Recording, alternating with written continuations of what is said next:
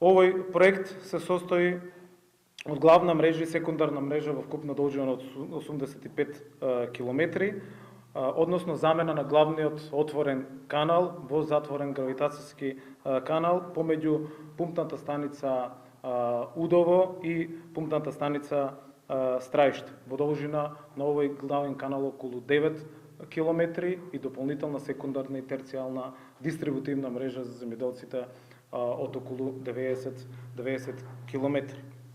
Проектот е 24,3 милиони евра, значи скоро 25 милиони евра, од кои еден дел 70% е кредит од KfW банката, значи Германската развојна банка во соработката со Министерството на финансии на Германија. Еден дел е од буџетот на Република Северна Македонија, тие средства се веќе издвоени, значи никаква пречка нема за имплементација на проектот. Ќе се зафаќа вода во Удово, значи од река Вардар.